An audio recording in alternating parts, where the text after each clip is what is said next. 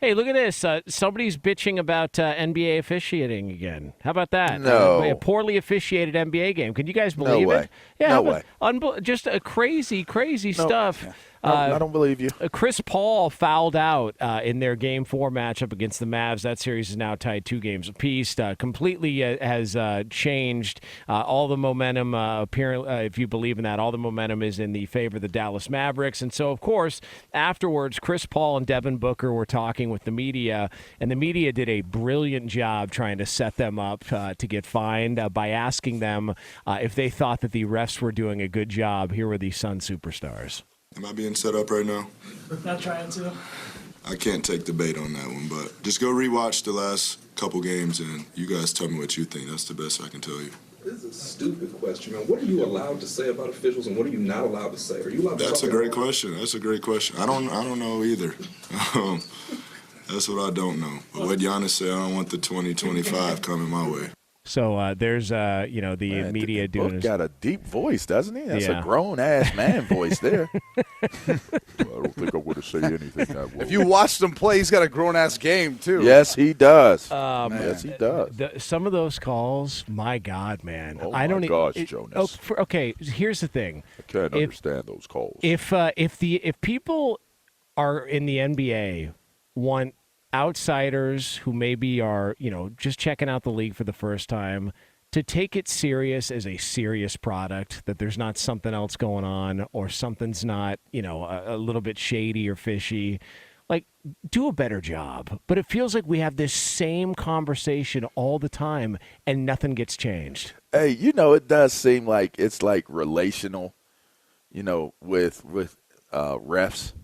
Like, it just seems like NBA refs will give the benefit of the doubt to people that they like, but they will go hard on people they don't like. Like, it seems as though they have almost like the autonomy to be able to base how they're going to make their calls off of how they feel.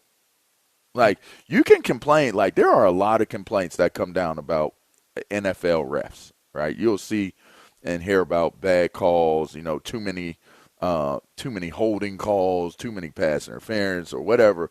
But it's kind of like, the refs are involved, and I would like for them to be less involved, but it's not really, I won't say too often, where it's just egregious how bad it is. The NBA, it's bad. Like, it's like head-scratching bad. And the only thing I could come up with is there's got to be, like when you watch different outtakes and stuff, there is a much more, like, interaction in terms of getting to know one another, this, that, and the third. Like, Draymond has a whole lot more. It seems like he gets a lot more leeway in how he speaks to the referees. Why is that? It's established that this is how he is, but is that okay that is how he is when he communicates?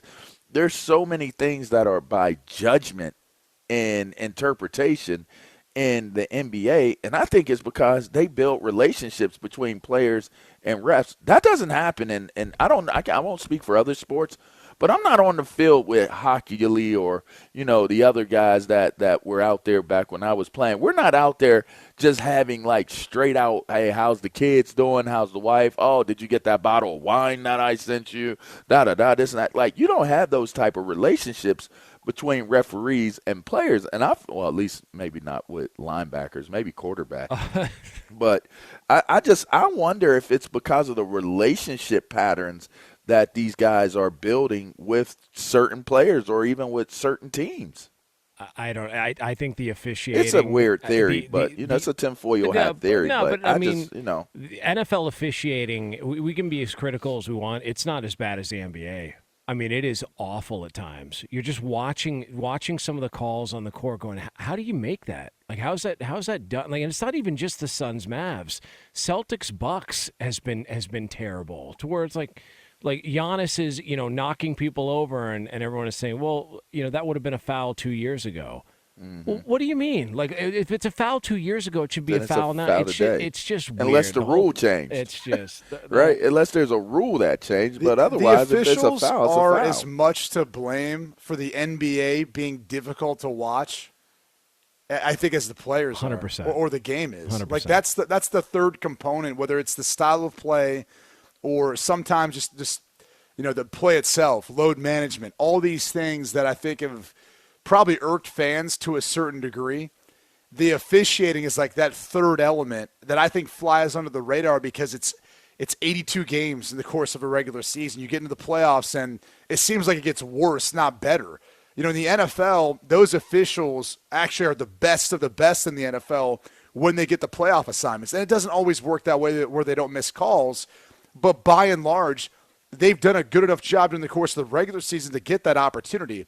It doesn't feel like that's the same case for NBA officials. And it feels like when you have a playoffs that's devoid of some of the superstars, if you will, it doesn't help when you kneecap another guy like Chris Paul and you make these touchy fouls, and he ends up fouling out. Now he's not a part of the series. So I don't know. I think the officials in the NBA are more to blame for some of the demise in ratings and making it hard to watch just as much as anything else. I agree.